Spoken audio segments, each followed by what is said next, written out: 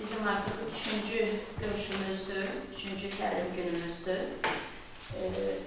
Vurğulamaq istəyirəm ki, Ekoloji Təmiz Dünya naminə icmaların maarifləndirilməsi və davamlılığın təşkili layihəsidir.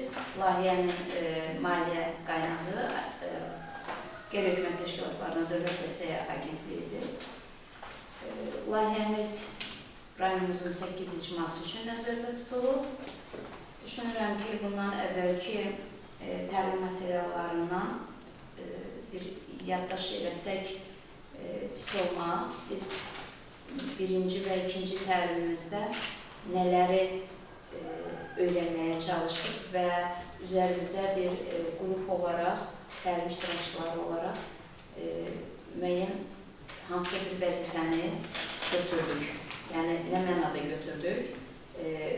İcmamıza nəyisə ötürmək amaçlı bir vəzifə öhdəliyimiz var. Çünki biz sizə həmin layihə informasiyasını veririk. Siz də eyni zamanda onu öz ətrafınıza, öz icmanıza çatdıracaqsınız. Mən istəyərdim ki, birinci təlimdən bir yaddaş eləyək. Elman bəy, siz birinci təliminizdə nədən söhbət getdiyi haqqında? Təlimimizə əsasən emisiya qazlarının atmosferə baxmasına söhbət getdi və bunun qarşısını alınması üçün tədbirlər görülməsi üçün layihədən açılır. Deməli, bizim layihəmizin əsas məzini təşkil edən atmosferin çirklənməsi və o çirklənmə digər çirklənmələrə təkan verməsi, sonuçta yenə də dünyamızın ekoloji cəhətdən təmiz olması üçün nə etmək sualı qarşımızda qoyur. İkinci təlim günümüz haqqında kim demək istəyər? Yəni, mən işarələməyim. İcma liderləri barədə olur və icma liderləri, formalizmə. İcma liderliyi haqqında, yəni liderlik və icma liderliyi. Cavad bəy, icma lideri kimdir? İcma lideri hər icmada məhlədə söz sahibi, bir söz sahibi kimi, axsaqlar kimi başa düşürəm. Yəni o şəxsin həmin məhlədə, həmin küçədə, həmin arenada müəyyən sözə sahib olması gərəkdir. Onun göstərişlərindən verdiyi fikirlər oradakı şəxslər, sakinlər tərəfindən müsbət qəbul edilir. Bugün yenə də təlimçimiz yeni bir mövzu ilə bizlə söhbət aparacaq. Bu söhbət düşünürəm ki, bizim layihənin irəlidəki fəaliyyətini tam olaraq özündə birləşdirir. Bugün təlimçi biraz az danışacaq. Nədən az danışacaq? Ona görə ki, biz praktiki işi necə edəcəyik məsələlərini bugün müzakirə edəcəyik. Düşüncədə... Necə də sağlıqlar, təcrübəsiniz, çəkirsəksiniz deyin. Gedin. Tez qayıtsın, qaydasın. Yaxşı. Dəqiq qaydasın. Yəni, bilirsiniz, o icmanı da anladığı dildən anlatmaq lazım idi. Onu başa salmaq lazım idi. Yəni, mən bir anlıq tərəddüd etdim, amma sonra düşündüm ki, yox, bunları da hansı informasiyanı, yəni bildikləri formada çatdırmaq lazımdır. Mən də birinci salamlayıram. Üçüncü təlimimizdir bugün. Birinci təlim, ikinci təlim haqqında qısa olsa danışırdı. Birinci təlimdə biz öyrəndik ki, emisiya qazlarının atmosferə buraxılması, onların yaratdığı fəsadlar və mümkün qədər həmin qazların qarşısının alıb azaldılması və bu kimi mexanizmlər ətrafında danışdıq. Biz öyrəndik ki, emisiya qazları nədir, onların yaratdığı fəsadlar nədir, atmosferi hansı dərəcədə çirkləndirir, biz insanlar onların hansı zərərləri görürük və onların həmin yolları haqqında danışdıq. İstər mövcud bizim olduğumuz icmada, istərsə də digər icmalarda təsnifatlar üzrə zavod və fabriklərin yaratdıqları həmin qazlar, nəqliyyatın yaratdığı qazlar və konkret olaraq bizim timsalımızda daha çox və konkret olaraq məşğul olacağımız məişət tullantılarının yaratdığı zərərli qazların təsnifatını öyrəndik və mümkün qədər onların qarşısının alınması yolları ilə birlikdə çalışdıq. Növbəti təlimimizdə biz təşkilatlanma, idarə etmədə təşkilatçılıq və icma liderliyi barədə danışdıq. Təşkilatlanma nədir? Bir yerdə danışdıq, araşdırdıq. İdarə etmədə təşkilatçılıq nədir və icma liderliyi nədir? Sizinlə biz konkret olaraq dedik ki, icma liderliyi formal və qeyri-formal ola bilər. Bugünkü nümunəmizdə formal icma lideri bələdiyyələrdir, yerli hökumət nümayəndələrdir, bunlar seçilmişlərdir və bir qeyri-formal icma liderliyi haqqında danışdıq. Bütün bunların da hamısının məqsədi bizim layihənin həyata keçirilməsi üçün, bizim layihənin məramı üçün birlikdə öyrəndiyimiz məsələlər, proseslərdir. Bugünkü təlimimizdə biz məişət tullantılarının təsnifatını öyrənəcəyik, məişət tullantılarının çeşidlənməsi, onların toplanması, təkrar emalatın göndərilməsi və dairəvi iqtisadiyyat haqqında birlikdə bu mövzuda danışacağıq. Belə deyək ki, sizin hər birinizə tanış olan mövzulardır. Sadəcə biz bunu bir qədər sistemli şəkildə deyəndə daha yadda qalan olacaq. Məişət tullantıları anlayışını artıq hamımız bilirik. Bunları şərtli kateqoriyalara bölüblər həmişə, biz də böləcəyik. Kağız və karton məlumatlarını yaratdığı tullantılar. Birinci budur. Bundan əsasən nə olur? Məişətdə işlənilən kağızların atılması, qəzet və jurnalların atılması və ətraf mühitdə yaranan o dediyim kimi birinci təsnifat, kağız və karton məlumatlarının yaratdığı məişət tullantılarıdır. İkinci, plastik tullantılar təsnifatıdır. Plastik tullantılar da plastik qablardır. Məişətdə işlətdiyimiz digər plastik elementlərdir. Plastik borulardır, plastik tutulkalardır. Bunların demək ikinci təsnifat kimi qruplaşmasıdır. Bunlar da bir yerdə siz də sadalayarsınız. Ola bilsin, hər hansı bir daimi rastlaşılan elementlərdə mən yada sala bilməyim, siz onları yada salacaqsınız. Üçüncüsü, şüşə tullantılarıdır. Şüşə tullantıları da şüşə qablardır, şüşə butulkalardır və s. bu kimi tullantılardır. Hansı ki, bunların təkrar emalı üçün hər birinin geniş potensialı var. Ümumiyyətlə, bunlar təkrar emal üçün hər biri yararlıdır və çox faydalı da nəticələr verir. Bayaq dediyim kimi, dairəvi iqtisadiyyat üçün bunların hər biri yararlıdır. Dördüncü təsnifat qrupu metal tullantılarıdır. Məişətdə hamımız rast gəlirik. Metal tullantılardan da yığılı toplantı, təkrar emala verildikdən sonra onların demək olar ki, təkrar emaldan sonra hansı məqsədlər üçün istifadə olunmasını biz sadalayarıq, bir yerdə danışarıq ki, bunların faydalı tərəfləri nədir və bundan necə maksimum istifadə edib faydalanmaq olar. Və növbəti üzvü tullantılar qrupudur. Üzvü tullantılar qrupu da tərəvəzlərdəndir, meyvələrdəndir və bu kimi məişətdə istifadə olunan üzvü tullantılar, həyat bacamızda digər üzvü tullantılar atılır.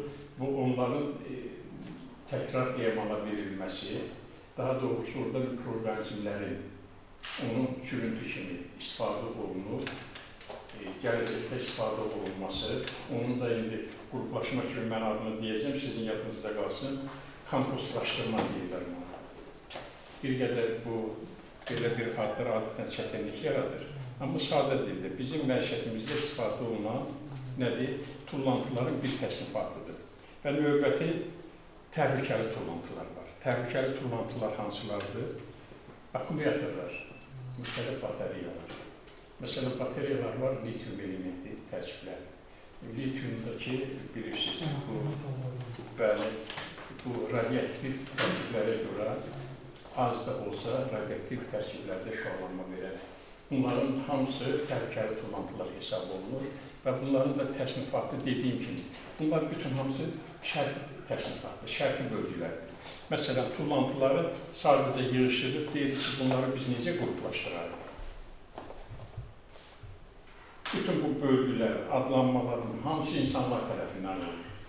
Kimsə yaratmış ki, biz özümüz demək bu tullantıları qruplaşdırmaq üçün onların təkrar emala verilməsi üçün biz bu təsnifatı aparırıq ki, bunlar bir qruplaşsın. Hətta qəbul olunan rəng konteynerləri olur. Misal, şüşə tullantıları hansı rəng konteynerinə aiddir? Metal tullantıları hansı rəng konteynerinə aiddir? Bunların hamısında mən deyim ardıcı, siz diqqətlə izləyin ki, bu daimi rast gəlinən bir konteyner rəngləri dünyada da qəbul olunur. Məsələn, kağız və karton tullantılarına mavi konteynerlər deyilir. Bax, yadınızda saxlayın, maraqlı elementlərdir bunlar. Sarı konteyner, plastiklə metal tullantılar üçün qəbul olunmuş konteynerlər ki, qruplaşması üçün. Yaşıl şüşə tullantılar üçün, biraz da rəng uyğunluğuna görə deyirlər. Qəhvəyi rəng üzvü tullantılardır, bayaq dediyim tərəvəzdir, meyvə tullantılar da atılır. Və nəhayət ən təhlükəli tullantı qruplarının konteynerinə qara rəng. Görün nə qədər uyğunda seçilir. Bunların hər biri icmalarda dediyimiz təsnifat üzrə toplanır, çeşidlənir və verilir gələcək üçün də hazırki məqamda bizə yox. Çeşidlər üzrə verilir təkrar emalı. Təkrar emalı, misal deyək ki, plastik materiallardan təkrar emala gedəndən sonra plastik boruların, plastik qabların istehsalı üçün təkrar emalda əldə olunan və çox maraqlıdır ki, bunlar dəfələrlə təkrar emala gedən elementlərdir. Eyni qayda ilə də şüşə məmulatları. Şüşəndəki tərkibini bilirsiniz, silisium oksidli bu təkrar emala dönə-dönə gedən bir elementlərdir. İndi təkrar emala gedəndə həm şüşə qabların hazırlanması, məişətdə istifadə olunan digər şüşə elementlərinin hazırlanması və nəhayəti bəzək elementləri kimi istifadə oluna bilir. Bir nümunə deyim, şüşə təkrar emalı ilə bağlı hamının çox qiymətli hesab elədiyi, misal deyim, krustal. Krustalın tərkibini yəqin bilirsiniz, silisium birləşməsidir. Tərkibinə bir qədər quruluşun birləşməsi qatılır və o əlvan rəng alırlar və dünyada ən bahalı, yeri gələndə əl çatmaz və bəzən də ala bilmədiyimiz krustal qabların istehsalı üçün istifadə olunur. Və yaxud da ki, volfram qatışı, qiymətli elementlər. Amma bizim praktikada rast gəldiyimiz, belə deyək də, o təkrar emalın elementlərini almaq və yaxud da ki, o müəssisələri, o texnologiyanı almaq hazırki vəziyyətdə nə qədər çətin olduğunu anlayaraq deyirik ki, gələcəkdən bundan hamısı ediləcək. Məsələn, kağız, karton tullantıları yığılır, verilir, təkrar gedir kağız, karton emalı üçün təkrardan istehsal olunur. Bax, bu təsnifatlarla bağlı hər birimizin ümumi, belə deyək də, məlumatımız var, az-çox da mən yazıca saldım. İndi bu haqda sizin, mənim ola bilsin, nəyəsə diqqətdən qaçırdığım məqamlar var, elə bir yerdə sizin iştirakınızla bunlara bir də qayıdaq. Bir daha yaddaşımızda möhkəm qalması üçün bu təsnifatların, tuluntular hansılara aid. Onlar bir də sağlar. Bir daha hamımızın yanında qalsın. Ola bilsin, nəyəsə biz unutmuşuqsa, onlara əlavə edək ki, ümumi bilgi naminlərdə bu. Baxın, o təsnifatına fikir versən burada. Bir o təsnifatları deyək, həm yaddaşımızı təzəliyək, həm də ki, ola bilsin, nəsə unutmuşuq, onlara əlavə edək. Bizdən asılı olmayan səbəblərdən, iştirakçıların da onlardan iradəsi xaricində icra hakimiyyətindən çağırdılar deyə bizim 2 təlim iştirakçımız bu hal-hazırda icra hakimiyyətindədir. Deməli, əsas tullantı kateqoriyaları 1, 2, kağız və karbon, nümunə, qəzetlər, jurnallar, dəftərlər, karbon qutular, Bir də təkrar imal potensialı çox yüksək olur. hər dəfə onlar yığıla bilər, təkrar emala gedə bilər. Bayaq dediyim kimi, bu dairəvi istehsalın bir elementləri. Hər vaxt atılır, yığılmalısan, atılır, yığılmalısan. Elə bir ki, digər resurslardan daha az istifadə edirsən. Kağız kullantılar nədir? Kağızın tərkibi SSC-Boza birləşmələrində daha az resurslardan istifadə etməklə kullantılardan istifadə edirsən, o digər resurslardan istifadəni azaldırsan. Digərlərini. Plastik tullantılar, nümunə, su tutulkaları, qida qabları, plastik torbalar, şampun qabları, oyuncaqlar, təkrar imal potensialı yüksək. Hər vaxt istifadə olunur, təkrar emala çox yüksək təkrar potensialı var. Emal üçün o qrupa aid olan gündəlik bir məişətimizdə rast gələn nəsə bir əlavəmiz. İndi biz belə bir təsniqat aparmışıq. Daimi rast gəlirik, atırıq. Məsələn, var orada ola bilər ki, məişətdə istifadə etmirik, amma maşın təkərləri. O rezinə gedib, şin. Onlar təkrar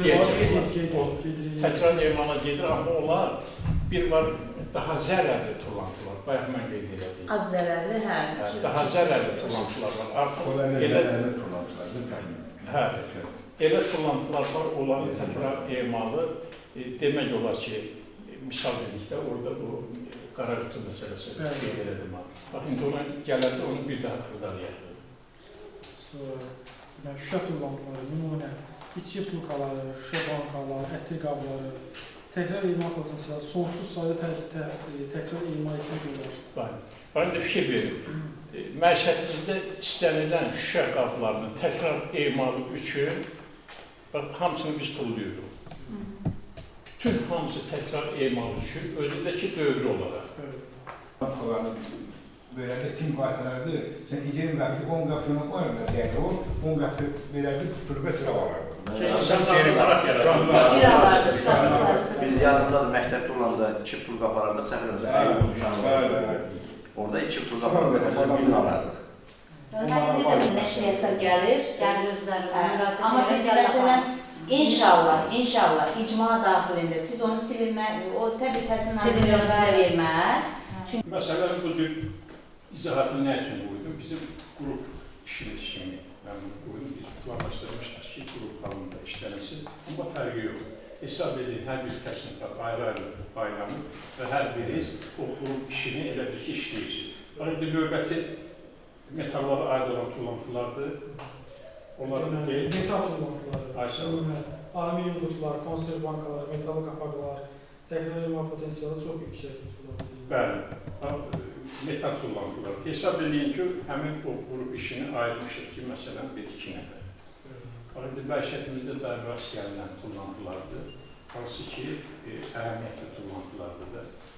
Adicə bu çürü metal yığırlara. Özündə təkrar emal üçün geniş potensial. Növbəti üzvü tullantılar. Üzvü tullantılar bu oxuğuna meyvə qalıqları, tələbəs tullantılar. Park tullantıları. Bəli, bütün bunlar da hamısı elə bir yığılır, mikroorqanizmin vasıflanması və nəhayətdə kübrə kimi istifadə olunma məsələsidir. Təhlükəli məişət tullantıları, bateriyalar, dərman qalıqları, boyama laklar, enerji lampaları. Bunun haqqında hər birisi mən istəyərdim ki, fikriniz olsun, təhlükəli tullantılar. O böyle bağışlar, bu bizim elin qalanlarını düşürüyor, orada sen Kemal Ötürk alanı. Bəli.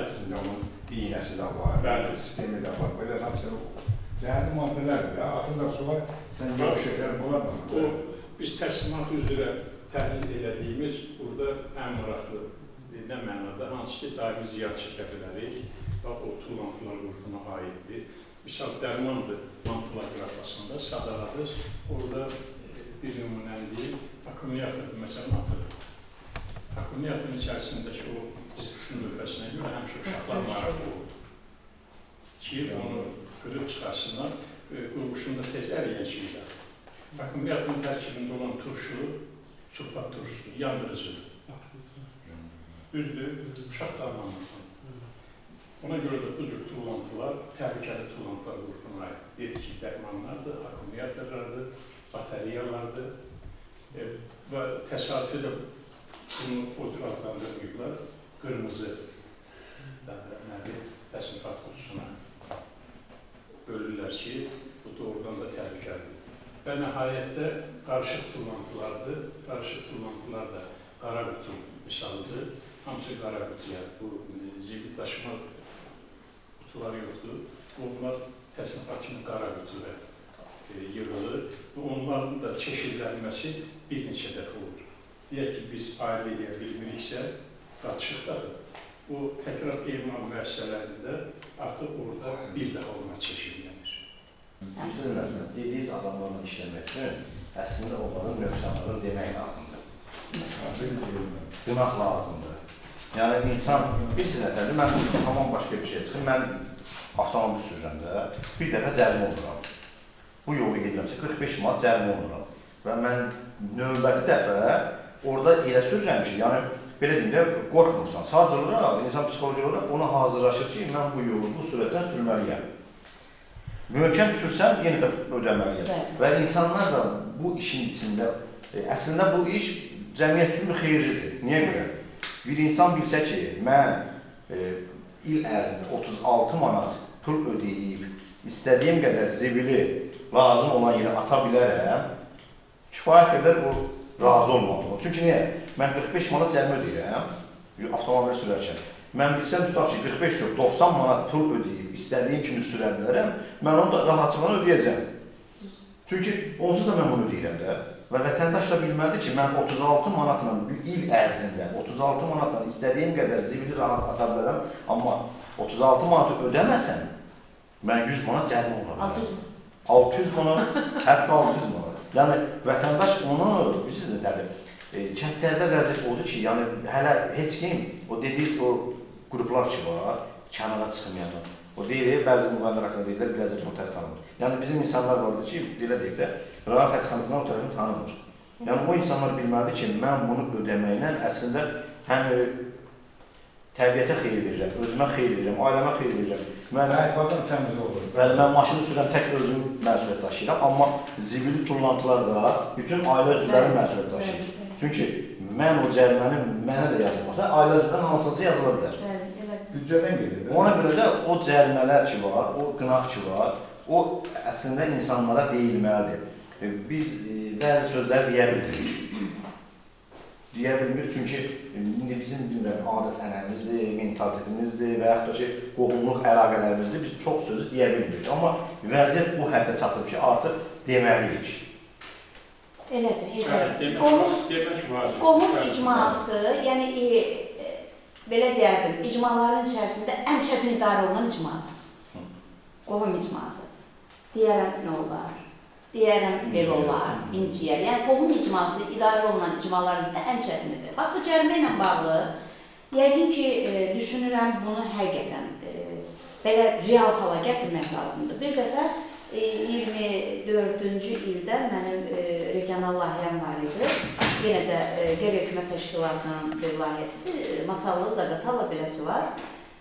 Masallı icra başçısı cənab Araz Əhmədov bizə çox geniş imkan yaratdı. Bələdiyyə və icra nümayəndələrindən ibarət. Onlar da bilirsiniz də, bələdiyyə də çoxdur, sayı, kənd çoxdur deyək, icra nümayəndəsi qəbul akt zalında idi. Çox böyük bir tərkibdə görüş idi. Bir qazi müraciətçi var idi. Qazini başçı özü açıq şeydə dinləyir də, bütün zalda, auditoriyada. Dedi ki, bəs mən filan marketdə işləyirdim. Kimsə gətirib marketin yanına zibil qoyun, polis gəldi, məni cərimələdi. Çünki marketin həmin vaxtda yetki yox idi, yetkili. Marketin işçisi idim, cəriməni mənə yazdı. Mənim də imkanım yoxdur onu ödəməyə. 50 manat cərimə olunmuşdu. Araz müəllim dedi ki, əla, yaxşı eləyib cəriməliyiblər. Emin bəy var orada, ona dedi ki, cavan oğlanın cəriməsi mən ödəyəcəm. Amma cəriməni qaldırmaq lazım. Nümunə göstərmə. Yəni, qazinin cəriməsini özü ödədir. Amma dedi, çox sevindim. Masallının içində, küçələrində, kəndlərində heç nə görməzsən. Masallı bu dəqiqə Qəbələni, ağız dolusu danışdığımız qatı, o bilsin, qoyub kənara. O qədər gözəldir, o qədər təmizdir. Səbəb artıq nəzərdə tutulan, dövlətliyə nəzərdə tutulan sanksiyaları lazım gələn yerdə icra olunmalı. Bizim mən Qəbəliyə getmişdim, Qəbəlidə mən bir dənə salafan görmədim. Və bu günləri, bayaq siz deyirdiniz, tullantılarla bağlı. Biz hər gün marketdən alırıqdan nəqəs alırıq. Bizə verirlər, klok salafanlar verirlər. 4-5 dənə salafan. Amma çörək dükanından çörək alanlar artıq kağızlar verirlər.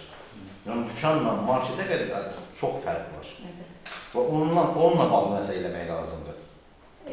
Bizim o Qəbəldə dediyim yol boyu, kəndin də içində bir dənə salafan klok deyilən bir şey mən görmədim. Amma Biləsuvarın bütün yollarının qırağında salafanlar uçur. Uçur, ağaçların başında. Adama işarə edir ki, mən də buradayım. İnanın gəlmiş insanları üzərimizdə ağır, çətin yük olacaq.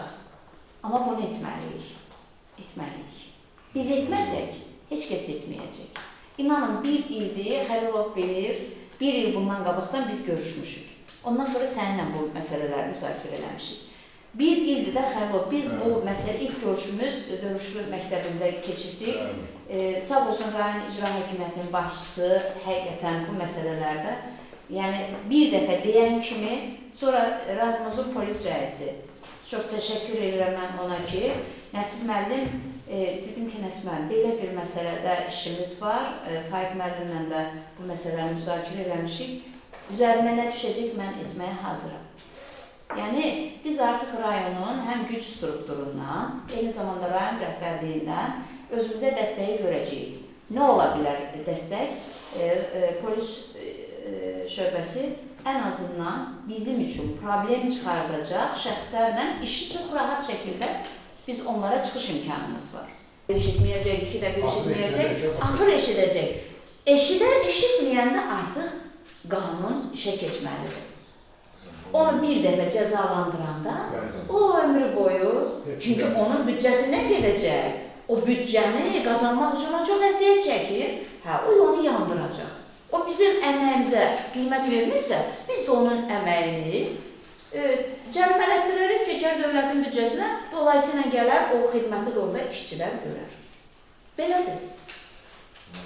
Və eyni zamanda, çox üzr istəyirəm, hörmətli təlimçi, bugün onun tökdüyü zibil sabah kimisə uşağını xəstələndirir, uşağı valideyn götürür, aparır, təbibə müraciət edir, təbib onun üçün analiz, qoyqa, həkim, dərman. Bu, elə bilməsindən bugün bizim elədiyimiz təsirsiz keçir. O dövlətdən 5 qatına çıxır. Həmin vaxtda o xəstəyə xidmət etməyə ehtiyac olmayacaqdır. Çünki o xəstə xəstələnməyəcəkdir. Dövlət ona 5 qatına xərc çəkir. Yəni, kimsə düşünməsin ki, mənim bugün etdiyim sabah bumerang kimi mənim özümə qayıtmayacaq. Budur. Bax, etdiyimiz yanlış dönüb yenə də bizim özümüzə. Dövlət ona əlaqə xərc çəkirsə, orada çəkdiyi xərci bizim başqa bir sahəyə verir. Yəni, həqiqətən bu belədir. Çünki bizim aldığımız təlimlərə görə uzun illər mən BMT-nin ekoloji problemlərinin həlli ilə bağlı təlimlərdə iştirak etmişəm. Uzun illər, belə ən azı 3 il. Dünya praktikasında ilkin dövlət siyasətinin, vətəndaş-dövlət münasibətlərində bunun icrasında ilkin edilməmiş yanlış hərəkətlər, edilməmiş həqiqət fəaliyyətlər dolayısıyla dönüb dövlətin belində böyük yükə çevrilir. Ona görə hər hansı bir siyasəti təşkil edəndə, təhsil siyasəti, səhiyyə siyasəti, kənd təsərrüfatı siyasəti və s. fərq etməz. Bunlar elə işlənməlidir ki, onlar sabah dövlətin büdcəsində 2 qat zərər olmaz. Bugün də biz, bax bu hələ də haradasa boş qalmış fəaliyyətə biz öz töhfəmizi verir. Bu elə belə bir şey deyil. Bu birbaşa dövlətin vətəndaş sağlamlığı üçün və BMT-nin də nəzərdə tutulan dayanıqlı inkişaf məqsədlərinə xidmət edən bir fəaliyyət. Kiçik fəaliyyət deyil, rayonun 8 kəndi, 23 kəndin 1/3 qədər deməkdir də. 1/3-nin probleminin həllinə girişmişik.